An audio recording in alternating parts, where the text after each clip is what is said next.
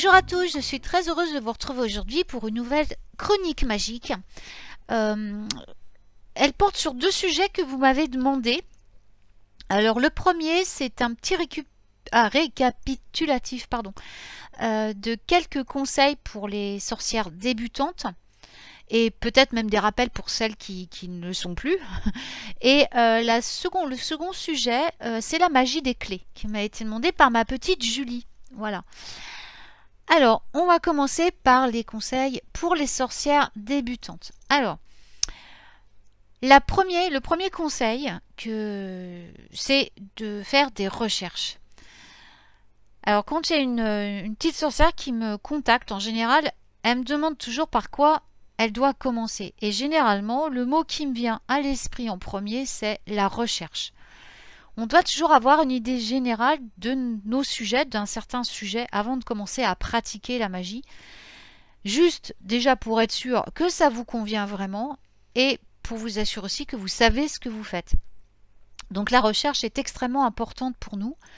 On doit se montrer très patiente. La magie, elle ne s'apprend pas en un tour de main. Il faut des années. Il faut bien sûr faire beaucoup de recherches pour acquérir notre savoir, mais aussi la confiance. Le second conseil, c'est ne vous préoccupez pas des étiquettes. Alors, on a tendance à nous classer par type. Je veux dire, certains types de sorcières. Il y a la sorcière DL, la sorcière verte, la sorcière cosmique pour celle qui étudie plus l'astrologie, tout ça, la sorcière pour la cuisine, tout ça. Si vous commencez tout juste votre chemin, il ne faut pas vous inquiéter de cela. Vous avez peut-être déjà une idée ou un don particulier qui va vous pousser dans telle ou telle voie. Donc là, dans ces cas-là, vous pouvez continuer dans cette voie, mais toujours rester ouverte aux autres. Parce qu'il se peut que vous commenciez dans la magie verte et que vous finissiez dans la magie de cuisine. En fait, l'idéal, c'est d'être un petit peu éclectique, je dirais. Moi, je touche un peu à tout et j'ai beaucoup de consoeurs qui touchent comme moi à tout. Même si ma préférence va aux herbes, c'est vrai, à la guérison. Je veux dire, c'est plus mes spécialités et à la cuisine, mais en même temps, je suis aussi capable de toucher à beaucoup d'autres domaines. Donc, en fait, ne vous préoccupez pas de cela si vous débutez. Cherchez un petit peu partout ce qui peut vous piocher un petit peu partout ce qui peut vous convenir.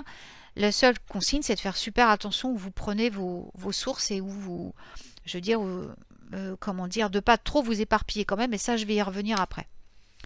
Le troisième conseil que je vous donne, c'est de créer un grimoire. Alors, le grimoire, je récapitule. Alors, j'ai fait une chronique, ou alors, je ne sais plus si c'est un b.a.-ba de la magie, ou une chronique, je vous avoue, je ne me rappelle plus, sur le grimoire. Donc, pour récapituler, le grimoire, ben, c'est un livre dans lequel vous allez stocker toutes les informations que vous allez apprendre pendant votre chemin de sorcière.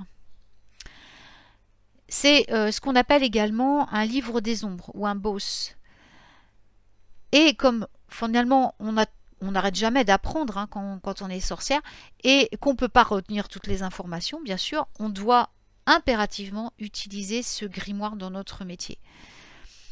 On va y noter nos sortilèges, nos travaux magiques, on va les évaluer, les transformer et on notera bien sûr tous les résultats obtenus.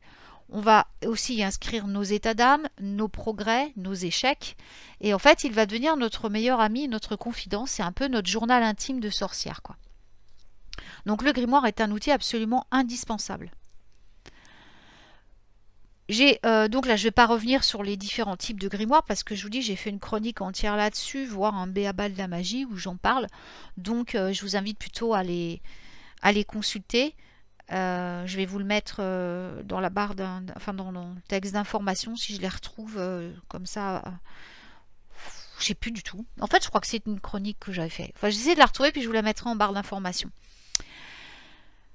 Ensuite, le cinquième conseil, c'est de continuer à pratiquer. Alors, vous avez tous entendu l'expression qui dit la pratique rend meilleur et la sorcellerie, bah, ça ne fait pas exception à ça. Quand on pratique, ça nous aide vraiment à devenir meilleur dans notre art. Mais ça peut aussi nous rassurer. Vous montrer qu'on peut être en sécurité afin de rien faire de dangereux. Plus vous allez apprendre à pratiquer, plus vous allez apprendre vous rendre compte de différents contextes, de différentes... quand vous allez voir les résultats, vous allez dire bah ça je leur ferai plus parce que c'est dangereux, ça au contraire je trouve que c'est bien, ça marche bien. Si vous pratiquez pas, vous saurez jamais, vous pourrez jamais avancer dans votre chemin. Donc il faut absolument pratiquer. Alors il faut pas pratiquer non plus n'importe comment. Ça s'apprend pas comme ça la magie. Il faut toujours chercher le plus de sécurité possible. Plus votre pratique va être simple, intuitive et basée sur votre connexion avec votre énergie divine et avec la nature, et plus votre magie va être sécurisante, forte, belle et efficace. Et rappelez-vous que ça ne s'apprend pas que dans les livres. Vous devez pratiquer, pratiquer, pratiquer, pratiquer. Ça, j'en parle beaucoup dans mon livre, mais j'en parle aussi beaucoup dans mes anciennes chroniques et dans mes émissions du B.A.B.A. de la magie. J'ai toujours insisté là-dessus. Le conseil suivant, c'est d'être en sécurité. Donc faites très attention à ce que vous pratiquez, à ce que vous utilisez dans votre pratique, parce qu'il existe certaines pratiques hermétiques. Donc celles-là, vous les évitez. En tant que débutante, ça, vous aurez bien le temps de vous y pencher après. N'utilisez que les pratiques simples où votre intuition joue un grand rôle, où vous gardez une grande part de pratiques personnelles, je veux dire choses que vous apportez personnellement. Alors, il existe également des outils, des herbes, des produits qui peuvent être nocifs ou dangereux s'ils ne sont pas manipulés correctement ou qui peuvent être ingérés à tort, mais aussi peuvent également être nocifs pour vos animaux de compagnie, pour les enfants, pour les plantes, etc. Alors, faites de bonnes recherches avant d'utiliser quoi que ce soit ou posez des questions autour de vous à des pratiquants déjà chevronnés pour savoir si vous avez un doute, si vous êtes bien dans le bon chemin au niveau de la sécurité.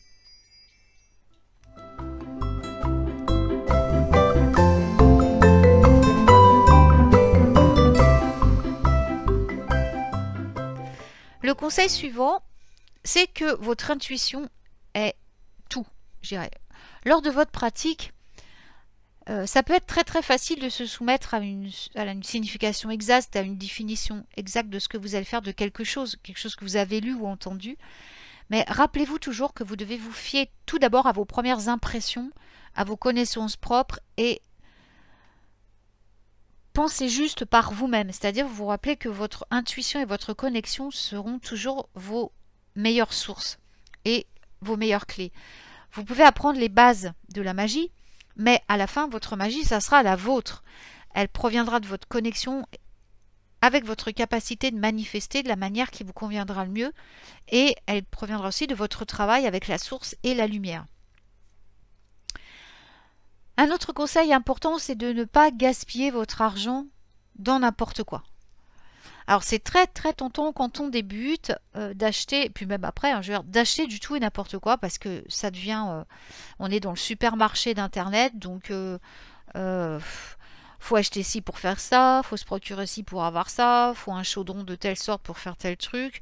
Bref, on s'en sort pas. C'est quand même rentré beaucoup dans le mercantilisme et c'est un peu dommage parce qu'en fait, on se rend compte qu'on n'utilise qu'une partie infime de tout ça, voire pas du tout en fait. Donc, il faut être très vigilant par rapport à ce qu'on vous conseille d'acheter dans les bouquins, tout ça pour pratiquer. Vous allez vous rendre compte avec le temps que tout ce que vous avez besoin, c'est de vous, de votre volonté et de votre désir de créer de la magie, votre désir de réussir à manifester ce que vous avez besoin de manifester. Alors peut-être vous aurez besoin de quelques outils parce que c'est la particularité de la sorcière, on utilise des outils, quelques outils pour booster les sorts, ça vous sert à booster, mais ça ne remplace pas de toute façon la volonté ou l'intention que l'on met dans le sort. Et vous n'avez définitivement pas besoin d'un millier d'accessoires. Voilà, bon. Si c'est pour rendre hommage à une divinité, à des anges, voilà, des êtres de lumière qui vous tiennent à cœur, ça c'est autre chose. On est dans l'offrande, ça c'est plus pareil. Donc évidemment, si vous avez envie d'offrir, d'acheter une jolie statuette, je veux dire de Déméter ou d'Erne ou d'un ange ou de Ganesh ou quoi que ce soit, pour rendre hommage à votre divinité, parce que vous travaillez avec elle, ça c'est une chose. Vous faites l'autel, vous créez votre autel. Par contre, pour travailler en magie avec ces divinités ou ces archanges ou ces anges ou ces êtres de lumière, vous n'avez pas besoin d'accessoires en fait, à proprement parler, juste des outils qui vont peut-être booster des herbes qui vont booster votre manifestation, qui vont aider à ancrer dans la matière votre sortilège. Donc, soyez vigilants sur ce que vous trouvez dans les bouquins ou sur les sites ou quoi que ce soit qui vous disent, voilà, vous devez vous procurer une bougie de telle couleur, telle herbe. Bon, il y a aussi des substituts sur mon site, dans mon bouquin qui va sortir de ça. Je donne toute une liste de plantes de ça et de substituts aussi, parce qu'il y a effectivement des substituts. Vous n'êtes pas obligé d'acheter forcément une bougie rouge pour un sort de passion. Vous pouvez utiliser une bougie blanche en la customisant d'une certaine façon. Et vous économisez des sous. Vous n'êtes pas obligé non plus d'acheter des chandelles. Vous pouvez prendre des bougies chauffe-plat. C'est tout aussi efficace. Ensuite, je vous conseillerais également d'utiliser vos propres ressources pour travailler. C'est-à-dire vos ressources... je me suis mal exprimée. Des ressources qui sont disponibles déjà chez vous, mais aussi des ressources gratuites. C'est-à-dire chez vous, vous avez peut-être plein de choses qui peuvent vous servir à la magie, à pratiquer votre magie sans aller acheter. On reste dans le truc économique là, dans le truc anti-gaspillage. Mais il y a aussi sur internet des tas de ressources ou dans votre ville peut-être des tas de ressources gratuites pour utiliser. Vous n'avez pas par exemple besoin d'acheter forcément des tas de livres de magie. Vous pouvez simplement les consulter sur internet. Il y a des bibliothèques en ligne gratuites comme Google Book et il y a des millions de livres à consulter gratuitement. Vous pouvez aussi il y a certains sites où on peut télécharger carrément des e-books. Vous pouvez aussi aller sur des sites comme Pinterest, Tumblr, Instagram qui peuvent vous donner aussi des conseils gratuits. Alors, bien sûr, soyez vigilants avec ce que vous voyez, ce que vous recevez, comme je l'ai déjà dit. Mais tout n'est pas mauvais sur Internet non plus. Tout n'est pas très bon. Moi, j'aime beaucoup la ressource livre parce que les livres, il y a quand même des auteurs de référence qu'on peut... Vraiment on peut avoir confiance et surtout on peut retrouver des très vieux livres d'astrologie, d'astronomie, des livres de philosophie qui ont été la base qu'utilisaient les sorciers d'autrefois et aussi des livres d'herbologie, tout ça qui sont assez fiables pour pratiquer la science des herbes. Ensuite, un autre conseil, c'est, enfin, je sais pas si c'est vraiment un conseil, mais c'est de vous dire, voilà, ça a été un des thèmes d'une émission que j'avais fait sur Witches Radio avec Alina, c'est qu'on n'a pas besoin d'appartenir à une religion pour faire de la magie et qu'il faut arrêter de faire de dire, voilà, ah bah, un tel est catholique ou chrétien ou machin, il peut pas être sorcier. Non, ça c'est absolument faux. C'est absolument faux. Vous ne devez pas être wiccan forcément pour pratiquer la sorcellerie. Ça c'est faux complètement. Le Wicca est une religion aussi. Vous pouvez très bien n'appartenir à aucune religion et être un grand sorcier. Vous pouvez très bien être chrétien et être un très grand sorcier. Moi, je connais des sorciers qui sont musulmans et qui sont absolument...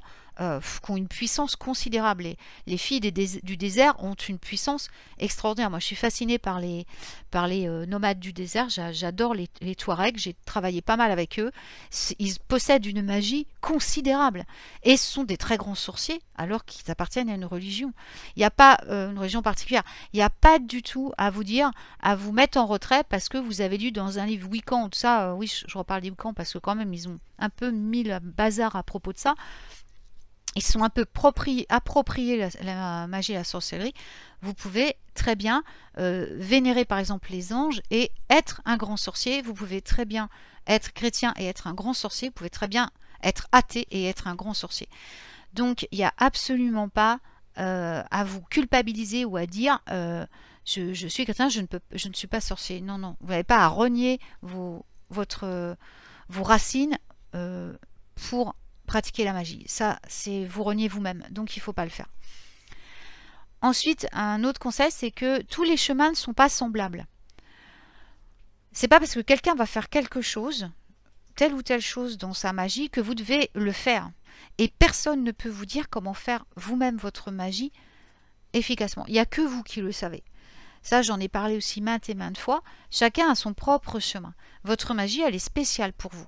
Personne ne peut vous enlever ça et personne ne peut au final, quand vous aurez progressé suffisamment pour acquérir votre confiance et créer votre propre magie, diffuser votre propre magie, ne doit vous dire ce que tu fais c'est pas bien ou ton chemin n'est pas le bon. C'est pas parce que cette personne a suivi le chemin que vous devez faire de même. Vous avez chacun votre chemin à parcourir et c'est en pratiquant que vous allez le trouver. Ensuite, le 11e conseil, c'est d'utiliser... pardon. je me trompe, c'est pas ça. C'est de ne pas tout faire. J'ai déjà parlé d'utiliser vos ressources. Et là, je voudrais vous parler de revenir sur un truc que j'ai dit précédemment. C'est-à-dire de ne pas tout mélanger, de ne pas vous lancer dans plein de trucs à la fois. Parce que quand on débute, on a tendance, c'est vrai, à s'intéresser à tout. On veut savoir plein de choses sur tous les sujets. On veut savoir faire des sorts, on veut savoir travailler avec des divinités, on veut savoir méditer, on veut savoir ce qu'est pratiquer la magie verte, on veut pratiquer la witchery, on veut pratiquer la magie de la cuisine. Et en fait, qu'est-ce qui se passe? Eh bien, ça fait un espèce d'amalgame, vous allez vous retrouver complètement perdu et vous allez juste bloquer vos énergies et ça ne va pas du tout aller. Je vous suggère tout d'abord de faire une liste de tout ce que vous voulez apprendre et d'avancer sujet par sujet en apprenant ce que vous pouvez à chaque fois, mais en vous tenant à ce sujet, sans bousculer, sans rien bousculer, un thème à la fois, de l'étudier à fond et de passer à un autre après. Si vous vous rendez compte en l'étudiant que ça ne vous convient pas du tout, que vous vous sentez pas bien, perturbé, tout, bah vous arrêtez ce thème-là et vous passez au suivant. Mais en aucun cas ne prenez tout en même temps, parce que c'est juste pas possible. Quand vous commencez à vous éparpiller partout, vous ne pouvez pas travailler convenablement, puis vous allez juste finir en burn-out, quoi. C'est pas possible autrement. Donc il faut vraiment faire très attention et vous concentrer sur chacun des thèmes que vous aurez sélectionnés. Vous pouvez même, pour vous aider, créer un grimoire pour chaque thème. Comme ça, vous ne mélangez pas tout. Vous avez un grimoire si vous commencez par la sorcellerie de cuisine. Vous pouvez avoir un grimoire pour les runes, un grimoire pour la magie verte, un grimoire pour... Et petit à petit, vous allez avancer avec vos thèmes et vos grimoires au fur et à mesure. Mais mélangez pas tout parce que sinon, vous allez partir dans tous les sens. Vous allez être complètement déséquilibré, émotionnellement, mentalement et peut-être même physiquement. Et vous aurez beaucoup de mal à vous recentrer par la suite, à retrouver votre chemin. Ensuite, un autre conseil que je trouve important, c'est de demander de l'aide. On ne sait jamais tout, hein. Je veux dire, on n'a jamais réponse à tout.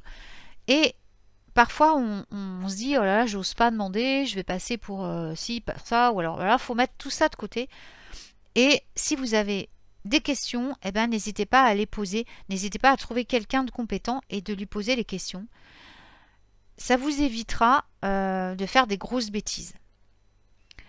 N'entrez jamais dans quelque chose que vous ne connaissez pas sans savoir ce que vous faites et sans avoir pris des renseignements. Et si vous ne trouvez pas les renseignements dans les livres ou quoi que ce soit, bah, demandez à quelqu'un qui s'y connaît, qui est déjà praticien et qui pourra vous conseiller. La magie, c'est pas quelque chose d'anodin. Il faut savoir vraiment ce qu'on fait et rester en sécurité. La sécurité, surtout, c'est votre première chose à faire attention.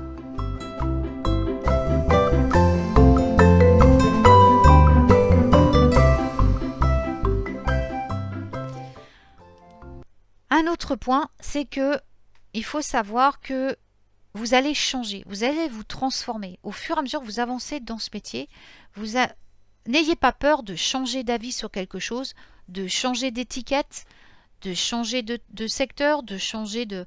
Voilà, vous pouvez tout à fait... moi, j'avais commencé avec tout ce qui est grec, mythologie grecque, magie grecque, tout ça. J'ai été ensuite vers la magie égyptienne.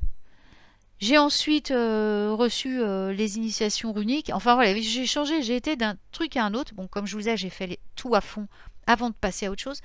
Mais j'ai changé. Voilà. Après, j'ai découvert les anges. Après, j'ai découvert... Et c'est pas pour ça que je reste pas sorcière et que je reste pas qui je suis.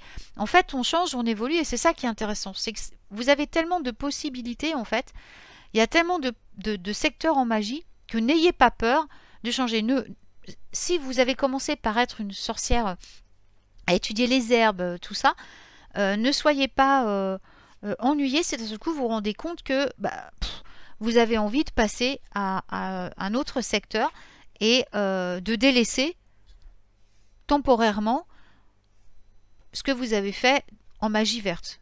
Ça n'a pas d'importance. N'écoutez pas non plus les gens qui vous disent « ouais, tu dois te tenir à ça complètement ». Une fois que vous avez étudié votre sujet à fond, comme je l'ai dit, vous pouvez changer. Il n'y a pas de souci. Ou si le sujet que vous avez commencé ne vous plaît pas, vous pouvez changer. il ne faut pas vous culpabiliser parce que vous aviez absolument envie d'être une sorcière verte et puis qu'en fin de compte, vous vous retrouvez à étudier la cuisine magique. Autre chose que vous devez savoir, c'est que vous ne devez jamais cesser d'apprendre. N'oubliez pas que ce n'est pas parce que vous faites de la magie depuis longtemps que vous devez arrêter d'apprendre. Il y a, moi ça fait depuis petite, je veux dire, j'ai appris la magie et j'apprends toujours. Il y a toujours des nouvelles choses qui viennent à moi et que je suis heureuse d'apprendre. Et je ne cesserai jamais d'apprendre. En tant que sorcière, vous devez toujours accepter d'apprendre et d'étudier. C'est quelque chose de très important. Vous ne cesserez jamais d'apprendre toute votre vie de sorcière. Le 16e point qui est très important aussi, c'est la méditation. Il faut absolument que vous preniez du temps tous les jours pour au moins méditer 5 minutes. C'est un des meilleurs outils que vous possédez et que vous utiliserez tout au long de votre chemin. Alors, essayez de le pratiquer autant que vous pouvez. Si vous ne savez pas comment faire, il y a des tas de méthodes, parce qu'il y a tellement de méthodes différentes de méditation. Essayez de trouver celle qui vous convient le mieux. Moi, j'ai mis très longtemps avant de trouver que, en fait, la meilleure méditation pour moi, c'était de la faire en faisant quelque chose. C'est-à-dire pas en étant inactif, mais je veux dire, soit en faisant des créations, soit même en faisant la vaisselle, en passant l'aspirateur. J'ai une méditation plus profonde, une connexion plus profonde qu'en restant assise pendant 5 ou 10 minutes. Donc, vous pouvez trouver votre façon de méditer. Il y a des tas en plus de méditations guidées sur YouTube qui sont vraiment de qualité. Et bien, vous pouvez faire des méditations guidées pour commencer, pour trouver à quoi ressemble l'état méditatif et le retrouver après par vous-même. Et il y a vraiment du choix sur YouTube et moi je vous conseille de commencer comme ça. Mais c'est comme ça que j'avais commencé en fait. Et en faisant une méditation guidée, alors à l'époque il n'y avait pas YouTube, hein, mais c'était avec un ami qui pratiquait régulièrement la méditation et qui m'avait guidée. À l'époque j'étais toute jeune et j'avais découvert ça. Et c'est vrai que ça a vraiment changé. Je crois que j'avais 14 ans. J'étais encore j'étais en 3e, c'est comme ça. J'avais un ami qui, avec ses parents avaient appris la méditation. Il lui avait transmis et en fait, il m'avait montré, il m'avait fait des méditations guidées. Et une fois que j'avais trouvé dans quel état on atteint l'état méditatif, bah après j'avais su le refaire tout seul. Donc n'hésitez pas parce que la méditation, c'est quand même la base, quoi. Ensuite, n'oubliez pas la tolérance. En tant que sorcière, nous devons être tolérants. Nous acceptons toutes les ethnies, nous acceptons tous les genres, voilà. Les hommes sont aussi puissants que les femmes. Il n'y a pas que les femmes sorcières. Les hommes sont aussi talentueux que nous en magie, en sorcellerie. Ça n'appartient pas à la gente féminine, ça appartient à tout le monde. Comme je disais, ça n'appartient pas à une religion non plus, ça n'appartient pas à des ethnies. La magie, elle est pour tous et soyez ouvert. Surtout, ne rejetez personne, vous n'avez pas à juger. On n'est pas là pour juger les autres. Quelqu'un qui viendrait vous voir et vous dire je suis intéressé par la magie, est-ce que tu peux m'en dire plus? N'allez pas dire oh, mais non, toi t'as pas ça, je peux pas t'apprendre, ou t'es un garçon, t'as pas le droit. Ça, c'est vraiment quelque chose qui est intolérable. Vous devez rester totalement ouvert et tolérant et ouvrir votre cœur vers les personnes qui vont venir à vous et ne pas les juger. La magie, elle est pour tout le monde. De toute façon, on est tous sorciers. On est tous avec ces dons-là, avec la connexion. On la perd après. Mais sachez que de toute façon, la connaissance et les secrets de la magie ne sont pas réservés qu'à un certain type de personnes. Tout le monde doit y avoir accès. Et ce serait vraiment injuste et tout à fait non conforme à notre éthique que de vous fermer à quelqu'un qui vient vous voir pour apprendre la magie, quelle que soit son origine. Voilà. Le principal, c'est toujours se rappeler qu'on doit rester dans l'amour et la lumière. Le reste, après, tant que vous êtes dans l'amour, dans la lumière et tout, il n'y a pas de souci. Ensuite, pour vous aider, vous pouvez aussi trouver une communauté. Alors, je ne parle pas d'un coven. Hein. Je veux dire que des personnes qui partagent vos centres d'intérêt, avec lesquelles vous pouvez partager, parler, poser des questions. C'est vraiment très utile quand on débute, on se sent des fois seul, on se sent différent et ça fait toujours du bien de rencontrer des gens qui sont dans la même vibration que vous et avec lesquels on peut avancer. Ensuite, ayez conscience de la patience. Enfin, la sorcellerie demande de la patience, de la persévérance et du courage. Il faut surtout pas perdre ces 3 choses-là de vue. Il va vous falloir beaucoup de temps pour devenir un bon sorcier, une bonne sorcière et intuitivement trouver votre chemin. Donc surtout ne perdez jamais patience, ça vient pas tout seul, il faut pratiquer, mais il faut aussi être patient et surtout persévérant. Et soyez patient aussi au niveau de la pratique, c'est-à-dire commencez pas à lancer des sorts ou à travailler avec une divinité sans avoir fait les recherches préalables pour toujours rester en sécurité, mais aussi pour pas faire n'importe quoi. Parce que la magie, c'est pas un jeu et il y a des conséquences sur vous, sur vos proches et aussi sur votre environnement. Alors surtout, faites très attention. Enfin, le dernier conseil pour aujourd'hui, c'est de planifier à l'avance. Quelques sorts, quelques rituels, ça il faut que vous arriviez à vous mettre dans la tête que certains sorts, certains rituels que vous allez faire, vous allez devoir les planifier. Parce que par exemple, si on va travailler avec la pleine lune, en tant que sorcière, vous allez peut-être avoir besoin d'avoir de l'eau de lune, par exemple, ou certaines plantes.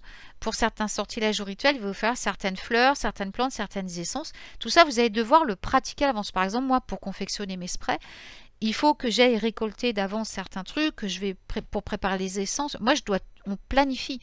Le spray, c'est un sortilège quelque part aussi. Hein. Donc, on doit...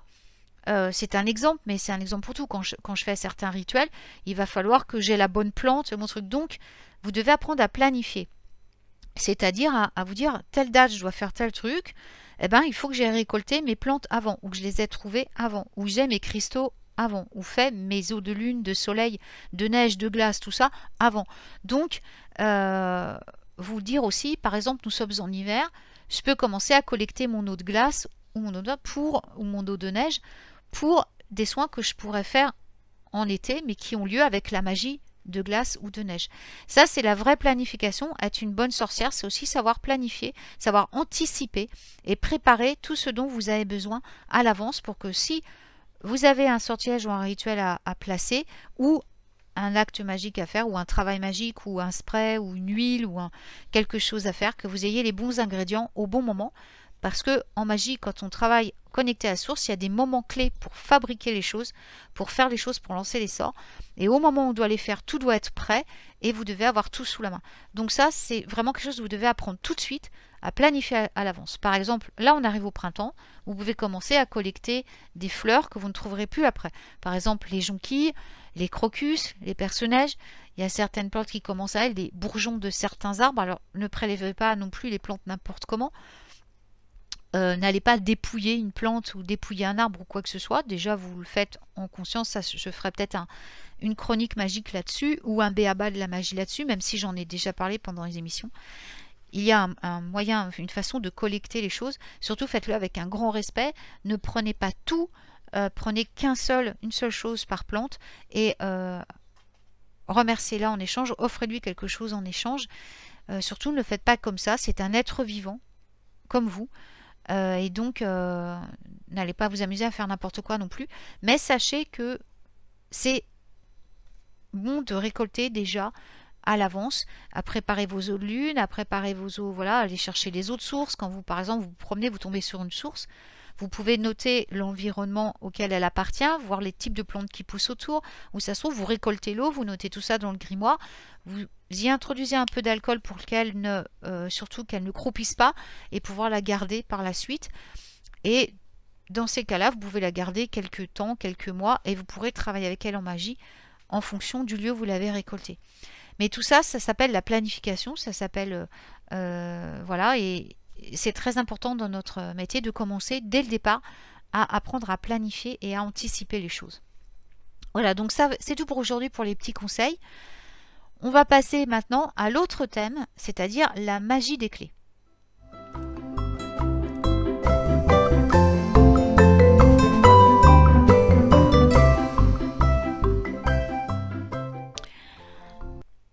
Alors, la magie des clés.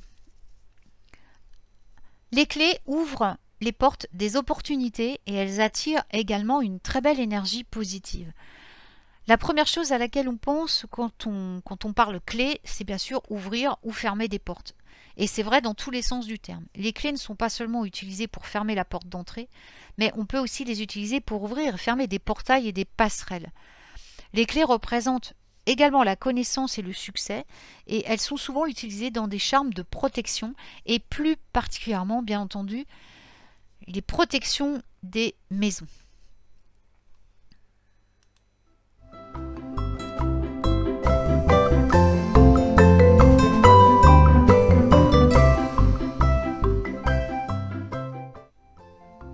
Alors, il existe différents types de clés. Alors, je vais vous citer les deux principales, celles avec lesquelles on travaille le plus en magique. Alors, il y a les clés squelettes et il y a les clés passe-partout. Alors, c'est intéressant de savoir ce qu'on appelle en sorcellerie la clé squelette. C'est pas forcément un terme qu'on emploie qu'en sorcellerie, mais c'est, vous savez, ces vieilles clés, en fait, qui sont très très découpées, les anciennes clés, ça c'est ce qu'on appelle une clé squelette. Et la clé passe-partout, bah, c'est la clé qui ouvre toutes les portes, donc elles permettent le passage dans des lieux fermés quelque part pour les autres. L'utilisation principale de la clé squelette aide la matérialisation des rêves, des objectifs et d'ouvrir certains passages que là vous allez cibler. Si vous avez la chance d'avoir une clé passe-partout, eh bien là c'est vraiment une clé qu'il faut garder, qu'il faut utiliser vraiment en magie. Vous la mettez sous cloche parce que c'est quand même rare, mais elle va vous permettre d'ouvrir non seulement votre conscience, mais aussi les portes et les passerelles vers toutes les possibilités. Ce sont des merveilleux outils en termes de manifestation. Les clés squelettes peuvent être placées parce qu'elles sont quand même assez grandes, donc c'est quand même des grandes clés. Elles peuvent être placées sur les autels. Vous pouvez les garder aussi sur vous. Bon, c'est un peu lourd, mais enfin, les mettre dans un sac, les emporter avec vous. Si vous tenez vraiment à travailler avec elles, à prendre leur énergie, à transmettre votre énergie à la clé, il est quand même bon de la garder un peu sur vous. Alors, le problème, je dis, c'est que c'est un peu grand et lourd, mais ça en vaut la peine. Donc, sinon, il faudra travailler avec elle sur l'autel, c'est-à-dire prendre du temps donc en méditation, tout ça, pour faire connaissance avec votre clé squelette et pouvoir après travailler en magie. La clé va ouvrir les portes du savoir, de la connaissance et vous aide à trouver les bonnes sources, à ouvrir les bonnes portes pour trouver votre chemin, mais aussi pour atteindre la connaissance et la sagesse. Et ça vous aide aussi à trouver les bonnes réponses. Et comment dire, à propos de la clé squelette, j'avais un autre truc et ça m'est sorti de la tête. Ouais, non. Ah oui, voilà, excusez-moi. Donc les clés squelettes, oui, c'est important en plus, sont souvent des clés, bien sûr, qui ont déjà été utilisées. Donc vous pouvez trouver des clés, si vous n'en avez pas personnellement, vous pouvez trouver des clés squelettes dans les brocantes, dans des magasins comme Emmaüs, tout ça. Peut-être en trouver une qui appartient à quelqu'un, lui, qui voulait l'acheter, qui voulait la récupérer. Donc dans ces cas-là, comme elles ont déjà été utilisées, vous devez bien entendu, avant de vous en servir, les purifier, les rendre totalement, enfin enlever toutes les énergies qui étaient dedans. Donc vous procédez à un rituel de purification, bien entendu, pour rendre cette clé neutre. Donc vous pouvez utiliser la fumigation, bien entendu, appeler les anges de la purification.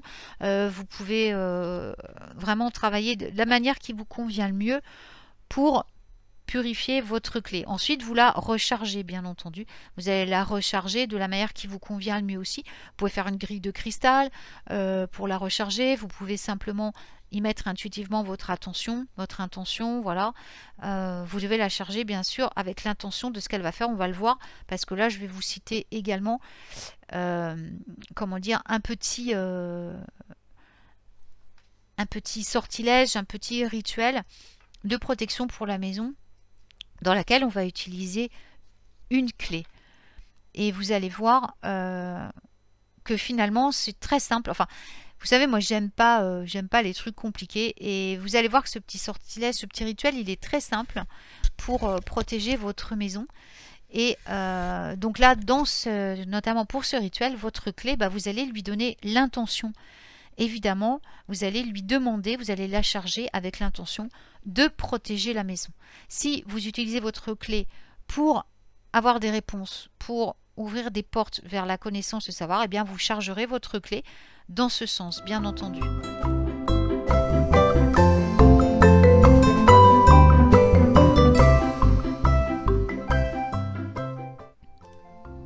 Alors voici donc un petit charme, un petit sortilège de protection pour la maison. Les clés sont très utilisées, vraiment très utilisées dans les charmes, les sortilèges, les rituels de protection pour la maison, pour les voitures aussi, et bien sûr toutes les personnes qu'elles transportent ou qui vivent dans la maison. Vous pourrez adapter donc ce sort de protection de la maison pour votre véhicule également, moto, voiture, camion, peu importe. Donc vous aurez besoin d'une clé, d'un cordon de couleur rouge et d'une pierre de sorcière. Alors, si vous n'avez pas de pierre de Hackstone, de pierre de sorcière, prenez une pierre que vous allez ramasser à un carrefour. Parce que les carrefours sont le lieu de connexion avec Hécate. Et comme je vais vous en parler brièvement après, Hécate, les clés sont un des symboles et un des attributs d'Hécate. Donc, vous pouvez remplacer votre Hackstone par une pierre trouvée à un carrefour. Je voulais vous dire autre chose à propos de la clé. Oui, c'est ça. N'utilisez jamais votre clé personnelle de maison. Les clés que vous utilisez en magie, en sorcellerie, vous prenez des clés qui n'ont rien à voir avec votre domicile ou votre voiture. Ce sont vraiment des clés que vous avez trouvées, que vous avez, qui appartenaient à une ancienne de vos maisons, ou à, comme je vous l'ai dit, des clés que vous avez trouvées, mais surtout pas des clés qui prenez pas la clé de votre maison, la clé de votre voiture ou une clé de la cave ou quoi que ce soit qui appartiennent à votre domicile ou à votre véhicule. Elles doivent être neutres. Elles doivent avoir non rapport avec la maison ou avec la voiture, ou voilà, ça doit être d'une clé neutre. Alors, maintenant un petit retour sur la pierre de sorcière pour ceux qui ne savent pas ce que c'est. J'ai fait une chronique, d'ailleurs sur la demande de Julie aussi, sur les Hackstones. Donc les Hackstones, ou les pierres de sorcière ou les pierres d'Odin, sont une pierre qui possède un trou naturel. Elles sont extrêmement protectrices. Elles protègent notamment, selon la croyance, contre les sortilèges, les malédictions, la malchance, et elles éloignent la négativité. Mais moi, je travaille beaucoup avec elles sur la guérison aussi. Elles ont un grand pouvoir de guérison et de vision sur les autres plans. Alors, maintenant, on va passer donc au sortilège lui-même. Donc vous allez prendre votre clé, vous l'avez nettoyée, on est d'accord, vous l'avez purifiée énergétiquement et vous allez la charger de votre intention. Ici donc, de protéger votre maison. Donc vous pouvez la charger de cette intention en utilisant une grille de cristaux ou simplement en murmurant votre intention et en lâchant prise. Et si vous êtes vraiment, voilà, sûr de vous, vous avez vraiment une capacité de focaliser sur votre intention, vous pouvez le faire comme ça. Sinon, vous pouvez aussi écrire votre intention sur un papier, vous enroulez la clé dedans, pardon, vous vous enroulez le petit papier autour de la clé, vous le faites tenir avec une petite ficelle et vous laissez votre clé 24 heures comme ça avant de faire votre sortilège. Faites ce sortilège principalement. Vous pouvez le faire, le mieux serait de le faire un samedi. Parce qu'on va travailler, Hécate étant la divinité également qui règne sur le samedi, elle est la maîtresse des clés. Elle est aussi, comme on va le voir, la maîtresse de la magie. C'est un bon moment, c'est une grande protectrice. Vous pouvez protéger votre maison en le faisant le samedi. Au niveau de la phase lunaire, on est en phase décroissante. Donc on va de la pleine lune au dernier quartier ou en pleine lune pour que ce soit un peu plus fort au niveau de la puissance magique. Nous allons donc enfiler le cordon rouge dans la pierre de sorcière ou l'enrouler autour de la pierre que vous aurez trouvée et nous allons le nouer d'un côté à la pierre, de l'autre côté à la clé. Pendant que vous allez travailler, pendant votre travail magique, concentrez-vous uniquement sur l'intention de votre sort, uniquement sur lui, en le plaçant dans chacun des nœuds que vous allez faire. Vous pouvez faire le nombre de nœuds que vous souhaitez. Il n'y a pas de limite. Vous pouvez travailler sur un nœud, sur 3 nœuds, sur 9 nœuds. Ne dépassez pas 9 nœuds. Sachez que plus vous ferez de nœuds, plus le sortilège sera puissant, plus votre intention sera ancrée dans le sortilège. Vous pouvez également, en ce faisant, chanter ou murmurer ou dire à voix haute ou dans votre tête un texte, comme je vous donne un exemple et après vous l'adaptez. Petite clé, fil rouge et œil de sorcière, protégez cette maison, ce qu'elle contient, ceux qui y vivent. Alors, c'est un exemple que je vous donne, hein, je l'ai rédigé à la va-vite, mais vous pouvez, à partir de là, ça vous donne une idée, vous rédigez votre petit texte et vous le récitez en même temps que vous dites que vous faites vos nœuds. Vous pouvez également réciter une phrase par nœud. Voilà. Ensuite, accrochez votre charme à l'intérieur de votre maison, dans un endroit avenant, et il faut qu'elle soit bien en vue. Par contre, personne ne doit la toucher. Si vous sentez que la protection diminue, nettoyez votre charme sous la pleine lune et répétez le sortilège. Et vous pouvez, comme je l'ai dit, alternativement utiliser ce charme dans une voiture pour un véhicule en changeant le chant. Dans ces cas-là, prenez bien sûr une clé assez... Vous pouvez prendre une clé de cadenas qui est plus petite pour que ce soit discret et avec un petit nœud, vous l'accrochez quelque part sur votre moto ou dans votre voiture. Vous pouvez l'accrocher, je veux dire, au clignotant ou... Pas sur vos clés de voiture. Il ne faut pas que ce soit sur les clés de voiture. Hein. Vous l'accrochez dans le véhicule.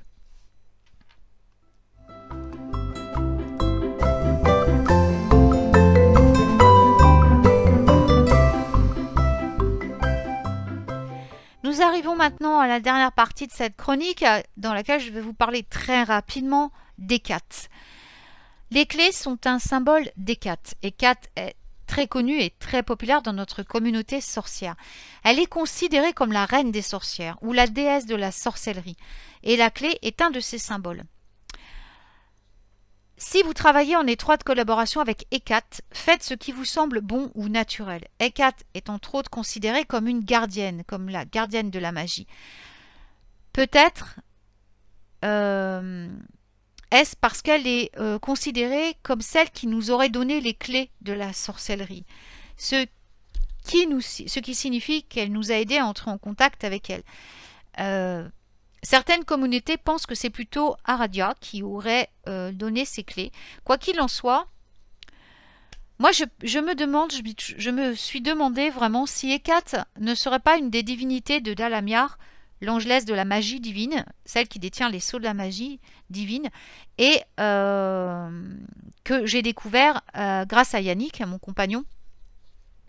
C'est le deuxième ange secondaire qui était venu vers Yannick, et c'est une angelesse absolument extraordinaire avec laquelle, je veux dire, bon, elle est très particulière. Je ne peux pas vous en parler comme ça. Je vous invite à vous procurer le livre de Yannick, comment contacter les anges secondaires. Je vais vous mettre le lien pour vous le procurer, dans lequel vous pourrez retrouver Dalamiar, l'angelesse des sorcières, hein, et qui, je trouve, enfin, à mon avis personnel, pour avoir pratiqué avec Hécate et avoir un contact régulier avec Dalamiar, peut se révéler avoir quand même un grand, pas un rapport, comment on peut dire,